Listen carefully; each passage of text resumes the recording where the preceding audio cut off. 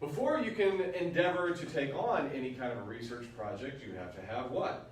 The topic. The topic. How do you get your topics? Where do they come from? Your brain. Your brain? Okay. How so? Experiences. Experiences? Idiots? Okay. Passion. Idiots? Okay. Mistakes. Mistakes? Sherry, you said something back there? Well, thin air, but Thin air? What's the word Topic. I'm looking There we for? go. What's the word I'm looking for? Curiosity. Well, that's it. Curiosity. Worldview of injustices. Worldview of injustices. I was gonna say Abnormal. passion. You're thinking about critical analysis. Yeah. Passion? Passion. Okay. Actually, just taking a step back, question really quick about the topic selection. Is this something that will have to have a history of scholarly research been done on it? That's a great question. Does it have to have a history of scholarly research done? Jeff says no. Why? There's plenty. Every work has had a seminal work. So at some point, the first time that that's ever been researched had to have happened. So I say no. I say if you have a topic or a subject that has no scholarly work, then you are the new scholar. But everything is related to something. There is no topic that is completely unrelated to anything that has ever been done before. Oh, I How would did agree. you get the idea in the first place? You I- had to get that idea from somewhere. So what has been written about how you got that idea, or the things that you want to, what's the word, diverge from? You want to go off your own little chute, Sure. but what is that chute that you want to go off of? And I agree. I agree with that. There's probably not an original thought, is what I think you're alluding to, but there's plenty of things that have not been scientifically or analytically researched. And Well, isn't that that's the goal of all research? I mean, because research, you don't want to just do the same thing You guys over and are on over a roll. again. I'm just gonna sit back and let you go. I'll give you an example from another Easy class. teaching day The today. goal of research is to add to the body of knowledge. Well, yeah, that's right, but like something that's researched back in 1950, you research it now, it's gonna be totally different. Right, but Well, Not you're not actively researching the completely same thing though, because you're researching it in a different way. I agree with that. Did you know that the Patent Office in the United States closed down because there were everything's already been invented? Sounds to me like you're saying all ideas have already been thought of. No, I'm saying that no research is the same as a research that was done before. Oh, I thought you I'm were saying saying that everything is, I thought you were saying there was no original research, it's always a derivative of something else. There's still it is, but it is not the same as what was there Right. before. And But there's still- still previous research that you can use to I think apply she's just to saying it. that there's always something you can relate to. Right, Mhm. right. We'll let Sarah go, then I'm gonna kind of tie this all. As long as I'm looking this I know right here. exactly what Rachel's She's going saying. like this. But, you could do the same research in almost exactly the same way, just like looking at vaccines. They did pretty much the exact same thing, they just, realized that, oh, there's another variable, They changed the that conditions. changed the original research. So if we were going off just that one study that proved it, we would all be dying of measles at this point. So they did more research in exactly the same way, they just went in with one different variable. Or That's two. different. Yeah, Yeah, they changed the condition. Same research, same idea you're looking at, but you change the condition as you're going through it. Which what you're talking about is an experiment, yeah. which is quantitative, which is fine, it's part of research. But I'm gonna tie this all back together. Okay. I like what Jeff said, I'm gonna use that, Jeff, I'm taking that from you. Because I always talk about in research, one of the things that you're looking for as you're doing your literature review is if you don't find very much about your topic, that's awesome, that's great, because there's a gap in the literature. That's what they're saying, is there's a gap in that research. People have not studied this very much. So we need to get back into it more. We need to dig into it this way. We need to look at it from a different lens, okay? But just right, every study had a seminal point. Everything started somewhere with some sort of a study, okay, to get to where we are today, that means there's probably gonna be some stuff out there that hasn't been researched, that hasn't been looked at. Somebody's looked at something similar. Social media has been looked at a lot, but have they looked at it from every single angle? And I think that's what Rachel is talking about, is that this topic area has been researched, but not in this way maybe, or not with this group. There's been tons of, and that's like the thesis I was telling you about that I looked at this year. She wanted to do a narrative analysis. She said everybody does content analysis when they look at broadcast news. I don't want to do another content analysis. I want to look at it in a different way. I want to look at it as a narrative analysis. I'm looking at the same sort of topic, but I'm looking at it a different way. And that's what you're looking for. You're adding to that body of knowledge. They've been able to tell you the what. That what's been studied to death. Now I'll tell you, I'm going to look at it so I can tell you why. Okay?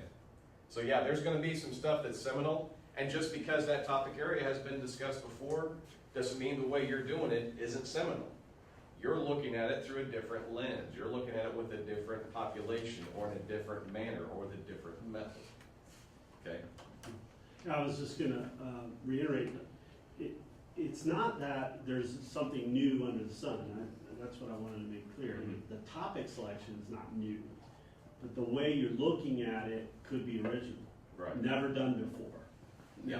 Never looked at, like this article that I'm reviewing for another class, they did all of the proper, readings and research.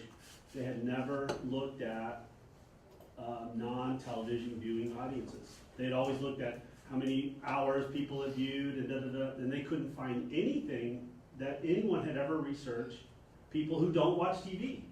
Because all of the research has been on those who do watch TV. Yeah. And I thought, brilliant. Because there are a segment of the population who don't own TVs or who, take electronics out of their lives. Mm-hmm. What do they think, and how is media affecting them? Are they being affected? That's original work. The topic's not original, but.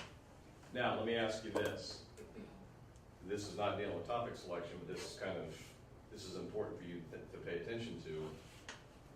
They're looking at people who don't own televisions. They've looked at the research and found a lot of research about people who do own televisions. They can't find anything about people who don't own. Does that mean your literature review is like 4 pages long?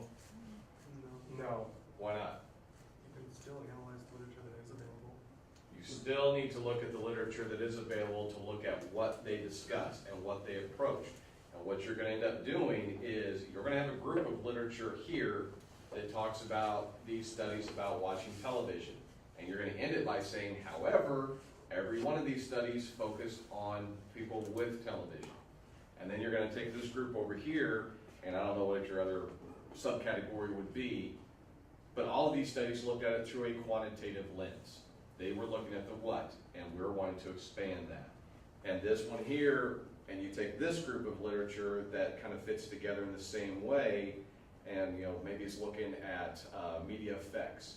These media effects studies give us a guide and give us a lens and help us build the theory that we're going to be looking at as we look at how take this qualitative approach to how people without televisions view the media.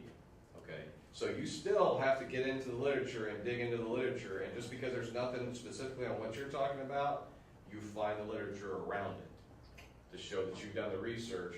You're proving, for one thing, that it hasn't been done before, and number two, that you really have become an expert on this topic area, that you really know about television viewing and the effects of television viewing and what television viewing effects are. And now we're going to go expand on that and find out, now non-television viewers, what are the effects of the media on them and why is it so? Okay, that makes sense? Great.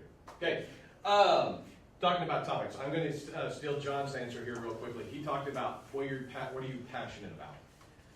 And this is my soapbox moment. I don't care what you're passionate about. If you think this is pretty stupid, nobody's going to care about it. If you're passionate about it, odds are somebody else is. I think I told this class, it might have been my quantitative class last semester. When I started my PhD program, I thought, all right, I've got to shut off this, he's the sports guy. 15 years as a sports information director, 4 years as a sports writer, played football for 14 years, loves sports. I got to shed the sports guy image though. All right, I've got to look at, I'm studying something in public relations because that's my background. I need to go beyond the sports. I'm going to look at university relations. And I'm going to start looking at universities and their PR arms and what they do in there. And I got about a month into it and I looked at my wife and I said, I don't know if I can do this for 4 or 5, however many years it's going to take me to finish this.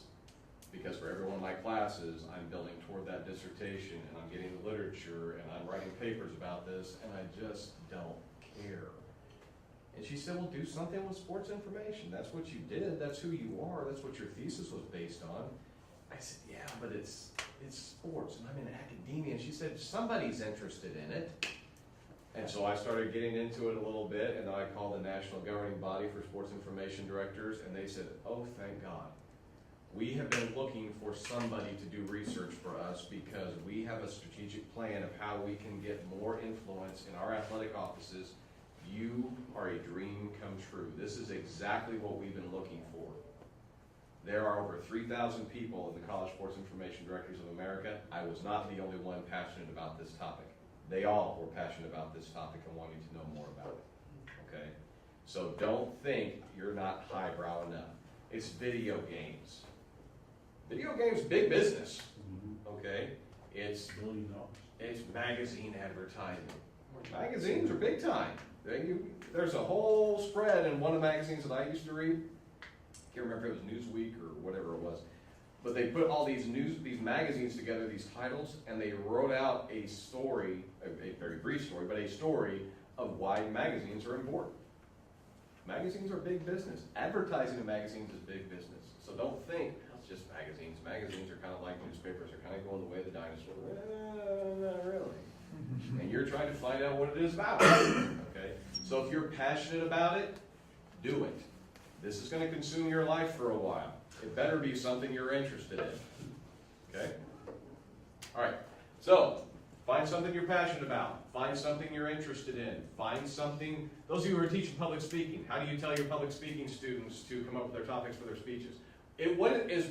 Raise your hand if finding your topic for a paper or a speech or whatever is the most difficult part of the process for you. Okay, so you 4, I'm calling on you now. Where do you get your topics when it comes time to do something like that? I just go back to what I'm interested in and like, well, I've always had questions about this, so this is my opportunity to research it. You know, because I don't feel like I have time to do that outside of it, but if I'm required to, might as well do it. Yeah, if any of you want to go into academia, I encourage you now to really start researching and try and publish papers and things like that, because when I was working on my PhD, I was looking at some of my peers who weren't doing much research going, you know, I'm in school and I'm working on my PhD and I'm still working on papers and publishing. Well, it's because those papers were working on my PhD. I got done with my PhD, I haven't done squat since. Okay, so you find something you're interested in while you're in the process, you start studying. Kathy, what do you do? I return to what I know, like what are the things that I'm interested, but things that I also know a little bit about, and that I want to expand my knowledge in that. Because if I just stick with what I know, it's going to, you know, it's not gonna be enough for me to do my research. So that's what I know. If you know it, why are you researching? I already know this. Yeah. And then the thing is, if you know too much about it and you try and do research on it, then you run the risk of maybe biasing your study more, and that becomes a risk. Okay, Rachel, what do you? I don't think I've come up with a method of selecting a topic that's perfect yet. I kind of do something different every time. There have been times where I started with a theory and I was like, okay, how can I use this theory to research something? There's been times where I took a topic that I thought was interesting in class, and this semester, my topic selection has been based on specific problems that I personally have seen. And I think it may be working. Okay. Maybe. All right. Sarah? I, on my own, brainstorm a little bit and then discuss it with other people. who will know me and to either know more about what, I guess, the guidelines in which I'm supposed to be working. So my professor and, like, I don't know, my family, because they know what interests me and what drives me mad. So they can be like, oh, that would be a good topic for you. And I think about it, and I was like, okay, I can roll with that. Rachel's approach that she takes sometimes, or I think you said the one you're doing now, kind of looking at theory and stuff like that, that's what helped me get my dissertation topic, because I knew, all right, I'm gonna give up trying to be highbrow, I'm gonna be the dumb jock and study sports information.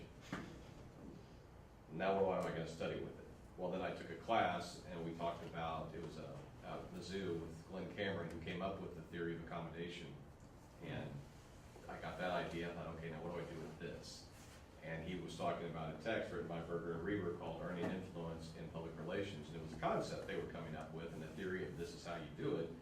And I thought, that's really interesting. I remember when I was working in sports information, I was in a smaller office, thought I had a lot of influence, kept getting my ideas shot down even though I was the expert in the area. Maybe I could do something with this. And it snowballed and it worked out that way. How many of you are really good at theory or like studying common theories? Good. I'm not. It's not a strong area for me. I know the 2 or 3 theories really that focus on what I do. So for me to take a theory and say, all right, I'm going to use this and go do my study, I work backwards a little bit. I come up with my topic, now is there a theory that'll go with it? I've got a couple of ideas, and I would encourage you, if you're going to end up doing a lot of research, get a little handy-dandy notebook, one of those little small ones you can keep in your back pocket, write your ideas down. I've got a ton of ideas for research that I want to do, if I ever get time to do it. But at least you get those ideas, and you can think about some of the theories you're interested in and write those with it so you see what's going to fit together. How do you combat, I do much the same thing, how do you combat, and this is what I struggle with, the arguing for every theory, because a lot of them can go in a lot of areas, you know, your topics can go, you can make an argument for several theories. Mm-hmm. And You that's pick the kind one of, that you really like, that you're really comfortable with, because that part of it, in my mind, unless you're doing grounded theory and trying to build one, have the theory picked out. You know, if you're trying to decide between several theories, pick out the one that you want to look at, the one you want to use, and go from there with it. so really just sort of 'Cause yeah, rank the theories based on how they speak to you or whatever, and then try to make the argument that this research topic would work. I mean, I could use framing theory, I could use agenda setting theory, I could use cultivation theory to study broadcast news or newspapers or news magazines. I can't use them all in one study. I'm going to use this one in this study. And then I may do another study and do the next one. Because remember, you're not going to do one study and that's your career if you go into academia. Okay. And you don't have to do all those theories for your thesis. Why are you writing a thesis? To get your master's degree. That's it. My PhD advisor. Why are you writing your dissertation? I said, well, I'm trying to add to the body of knowledge and I'm trying to learn. He goes, no.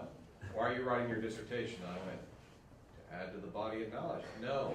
Why are you writing your dissertation? I went, because you told me to.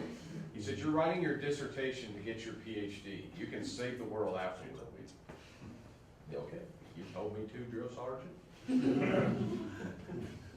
Old man joke? Yeah. Yeah. That's all right. Okay. So we talked about using theories. So think of some theories that you're interested in.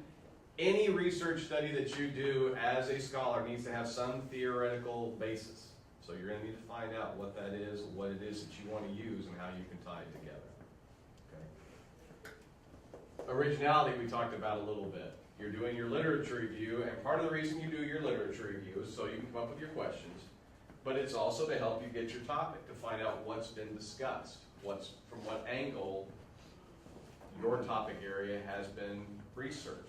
Now, how many of you get your topics by going and getting scholarly journals and reading through them, saying, I like this one, I don't like this one? Thank God. How many of you have read a lot of scholarly journals? That's some dense writing. What's a lot? In my mind, 4. Scholarly research is some dense writing. So where do you get your sources? Well, you have to do it. Once you get your topic, then you have to do this.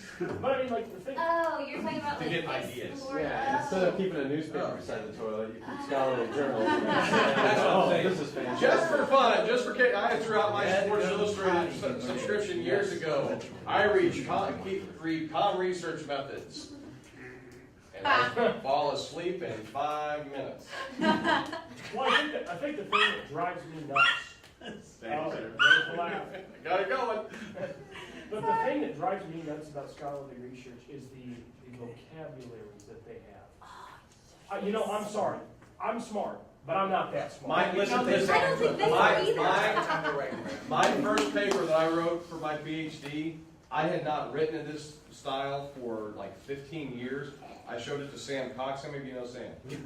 Showed it to Sam Cox. I said, now be honest with me because this is my first paper. He goes, I understand. I said, I'm not making any excuses. I know I'm a good writer. That's been what I've done for years, but I haven't written this way in a long time. I need a benchmark to know how to get better and what to do. What would you give me? He goes, C-. Oh. Okay, I didn't think it was that bad. I said, what was so bad about it? He goes, Joe, your sentences, you just went on, and it's like you wrote it with a thesaurus. And I said, well, everything I'm reading, that's how they write. He goes, I know. And you know Sam, brilliant guy. Yeah. I know. I hate it. Writing your language. I'm like, sold. Put back to my $5 words, and I can ramble it through. And the best compliment I got from my dissertation committee, man, you write like a journalist. Good, because I are one. Yes. The thing that drives me the most insane about scholarly reading is you have to stop every third word for a paragraph in a cite. Yeah. Can we not fix that? Just put all the cites at the end and write and read? Footnotes? Well, that's what Chicago's. It drives me insane. Yeah. I get you want to give credit where credit is due. I'm not saying that. I'm But just can we saying, format it differently? why put it in the content? It's like every other word Because you're that's how stopping we to do see it in Brzezinski or science. Varna or blah, blah, blah, It blah. turns an 8-page paper into a 12-page paper, and you feel better about what you've accomplished. And most of it is names. It's like, seriously, where's the Yes. meat? I want to see the meat. And the tables, you got all these tables. I know. Oh my goodness. But that's I like how. tables. But that's how we do it in research. I like tables. Yeah, but just I like because that's the tables. way it's always been done doesn't mean that's the way it always should be done. I'm not Hey, disagreeing. there's a research I'm not item. disagreeing. What do we call to fix this? But my point is, learn it. First of all, learn how to read research journals. Read the abstract, obviously. As you're trying to find, am I going to use this article? Read the abstract to find out, is this at all what you're interested in? Read the abstract to kind of get an idea overall of what it is they're researching, what they did, and basically what their results were. Read the introduction. Skim their literature review. Okay? I do a lot of critiquing of research articles, and I don't read hardly anything through the literature review. I'm going to trust that they know how to write. I'm looking at their citations. Are they all 20 years old, or are they relevant? Are they current? And then get into the methodology to see what it was that they did. What you really want to know is what their results are. And by skimming the rest of that, you get a good idea of what they're talking about. So then it doesn't quite become so dense. But reading the abstract when you're trying to come up with your topic should be enough to give you an idea of, okay, they did this. I like that idea. I'm going to take it this angle with this group. Okay, two questions. I don't know if they're going to be quick. I know you, Alex. They will not be. Probably not. The first question is, how many sources are you supposed to have, like, in your thesis? I know there's no yes or no answer. I'm just asking. The second question I have is, how long, roughly, in a ballpark area, is it supposed to be, or should it be in an ideal area? Yeah. Thesis? Yeah. As far as how many sources you should have, as many as it takes. you can have 25, I think my thesis, I had maybe 25 sources. My dissertation, I had close to 100. Okay. But I was looking at a bunch of different areas. Minimum, I'd say if you have less than 15, you haven't done great. Okay. And the thing is, you find a couple of articles, go to their citations. And that's where you're gonna, once you start seeing overlap in people using the same articles, you've eaten it up, okay? But yeah, if you have less than 15, you need to dig a little deeper. The thesis I wrote was in a different one, it was in theater, so I had a completely different format, so she told me to use a bibliography, and so anything that I had skimmed, put it in there because it might accidentally get in there. Yes. But I know that And let other me- places do works cited, that's only if you've cited it, that's only when you put it in there, so. Oh, yes. Yeah, You so. put it so in there the- if you used it. Yeah, But just because you used it, doesn't mean you read that entire 40-page article, no, okay?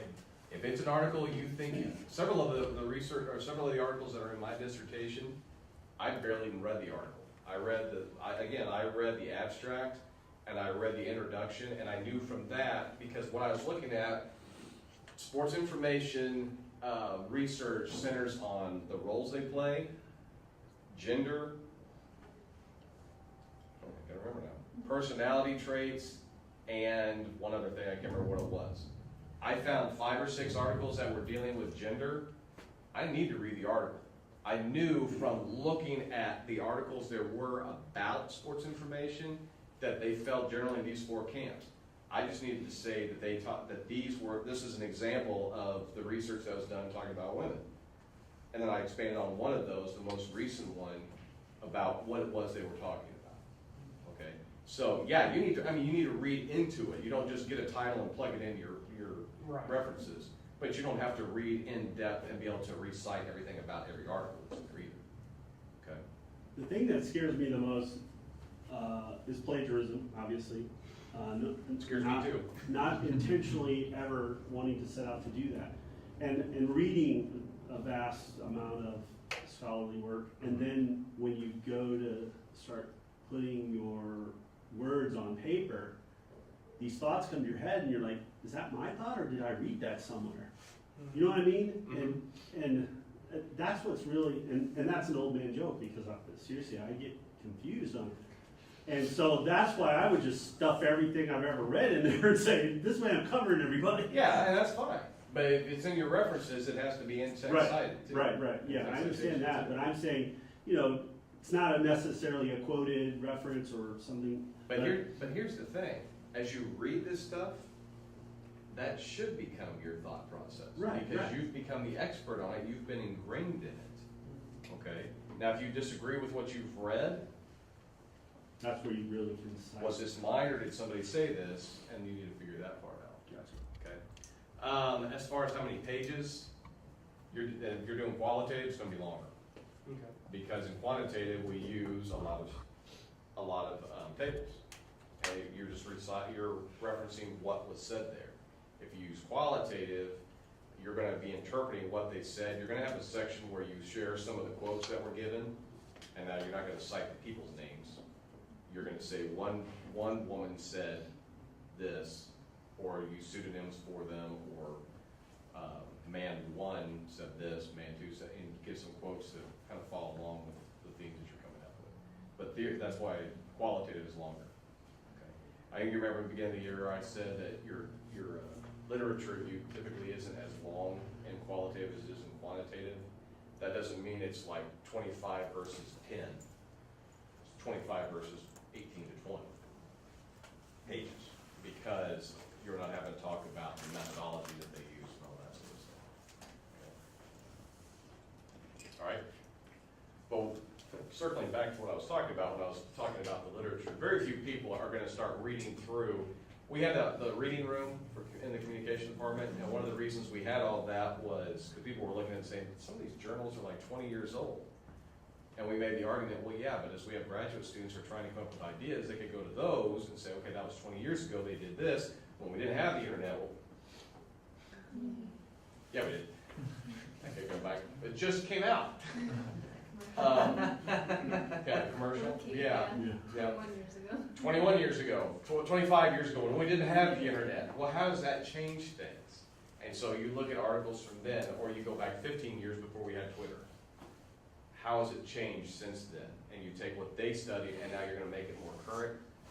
You can do that. That's one way of doing it. Okay, now we didn't have a whole slew of graduate students in that room going, I'm going to go look at the journals and see.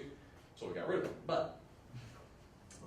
But very few people will sit with a scholarly journal by their bed and read it just as opposed to reading the newspaper or reading Sports Illustrated or Good Housekeeping or whatever. Okay. All right. Samples. Again, that's kind of what we're talking about there, is get some samples of studies in the area that you're interested and see what they did and see how you can adapt to it, what you can do that's different.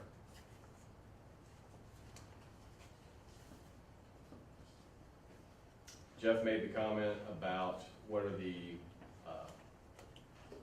what did you say at the very beginning? When I asked how you get your ideas.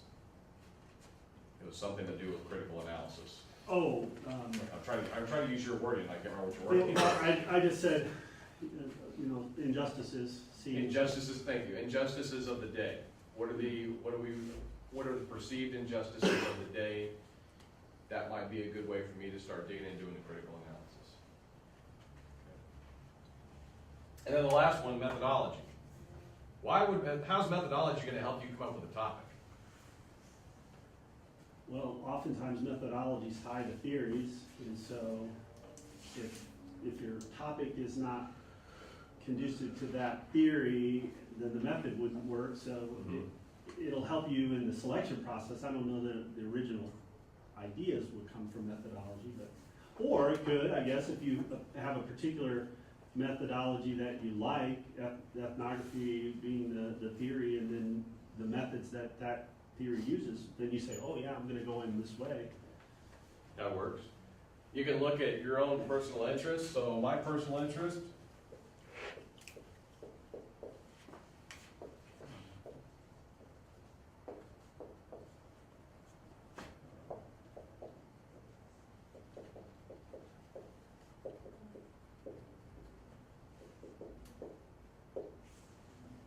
those are the three things I'm really interested in. Okay. I like to watch sports. I like to read about sports. Communication education. I like to look at how are we teaching communication, particularly journalism.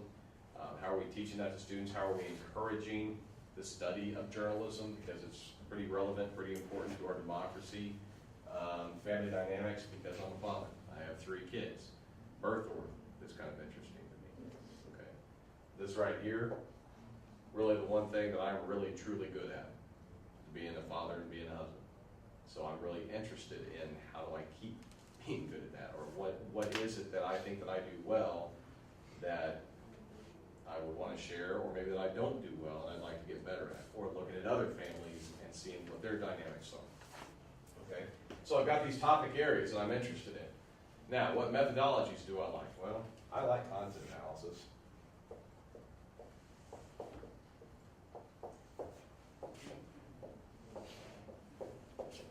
I enjoy doing those.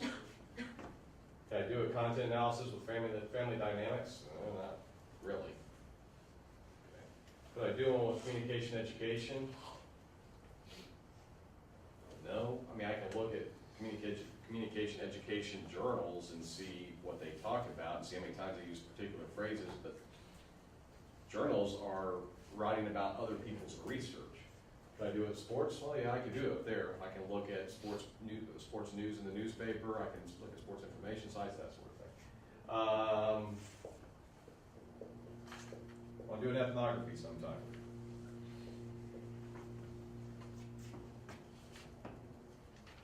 I don't know many families will let me just move in with them, but I might be able to be a observer and do something like that. Okay. Could maybe work my way in to be a visiting professor somewhere and see how it's different there. I'd love to go to England and work at a university there where they do sport communication, kind of like what I teach, and just get in there and see how did they do it? How did they teach it? When it's all professors that are on that same topic as opposed to me and the rest of our professors who maybe like sport, but they could care less about studying it. Okay. Yeah, or, I could go, do an ethnographic study over a time period, like look at the Kansas City Star and sit in there and study what they're doing, and, when the Royals are making a run at the World Series and how they function. Okay. What else do I like? In-depth interviews.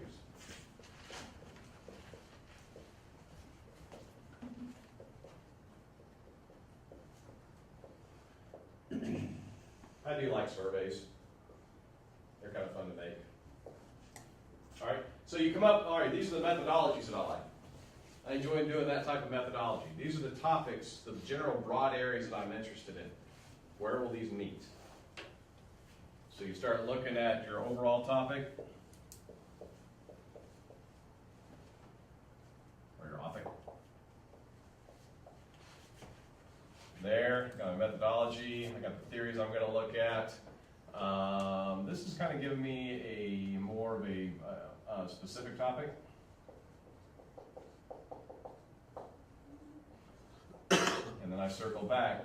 Is it original? I don't know. I better look at some samples. And I find out, well, the specific topic I had, they've studied that one a lot, and they've kind of used the method I did. But they didn't use this part of it. Maybe they didn't do that population, or maybe this was a study that was done in China, which is a very different culture. But I find that by looking at the different samples that are out there. Okay? This is a way to help you come up with that topic, so that that first step that can stop you from doing any research at all, you can overcome that, and that can vault you into the rest of it. Okay?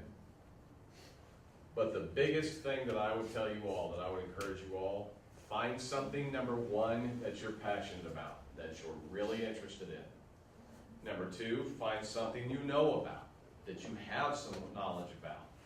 Because that's going to make that first process a whole lot easier. If you know nothing about it, you have to learn about the topic first, and then, or not the topic, the subject.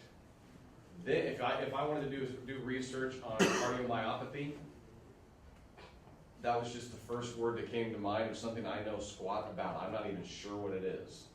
But for me to be able to research it and research intelligently, but I've got to go do some study on cardiomyopathy, and I may find out, ugh, I don't want to do that.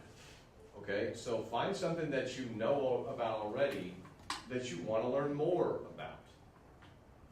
And then number three, find something that, good chance that other people are going to be interested in this. Remember, if you're passionate about it, odds are somebody else is going to be passionate about it. Okay? Yes, ma'am. Is it necessary to pull in a theory? Because I feel like I was reading something recently, searching for a topic or something, and in the introduction there was this little snippet of, oh, such and such theory. And I thought to myself, oh, okay, check that off the to-do list. Now let's get back to relevant stuff. Because they mentioned something about a theory? It seems so out of place and unnecessary.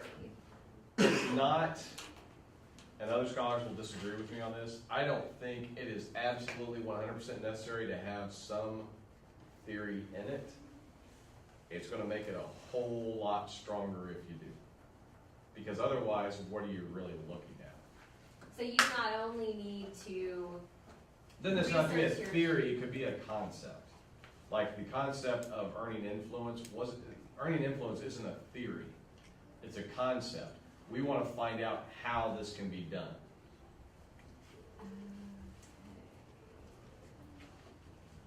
Okay. Now, as you're working on your thesis, yeah, you probably need to get some theory in there, because your committee's going to say, what's your theory that you're working on? And again, that was the hardest part for me. There's not a theory that I'm interested in. This is the topic that I'm interested in. This is the concept I'm interested in studying. There's not really a specific theory that I really am interested in. Now, I dug a couple up, like what you were talking about. This kind of relates to this theory, and then I went on my merry way. So theory is more broadly defined. Yeah. Okay. But it can, if you're gonna use, give me an interpersonal theory. Uncertainty reduction theory. Uncertainty reduction theory. That's kinda gonna give me a lens, okay, now what am I gonna do with that? That's gonna give me some direction to go. It's gonna make it easier if you really have one that you can really focus through. All right, I'm using uncertainty reduction theory. This is the lens I'm looking at. Now, what am I looking at? I want to do an ethnographic study. I've got this theory. Okay, now what group am I going to be looking at, and how am I trying to find how does this group reduce its uncertainty? That's how your theory fit into it. When you're dealing with anything that has a social nature or people incorporated, almost everything falls under cultivation theory, basically. From the time when this people cultivated to be how we are as Americans. Mm-hmm. But we tie cultivation theory to communication, which is fine. You know, those who read a lot of magazines, those who watch a lot of inspirational movies. Again, going back to my interest, I want to look at people, one of the studies I'm talking about, people who watch a lot of ESPN, and what is their impression of NFL football players. Because you could look at it from two different, well, you might right off the bat think, well, they think pretty highly of them, because ESPN, you know, they're given the news, they're pro sports, they think highly of them. Well, a lot of the news that you're watching on ESPN is about football players who have broken the law or been a turd on the team, or so actually they don't have a good opinion of them, they just like the game. Okay? So don't think that it's just an obvious. That's why you're doing the research.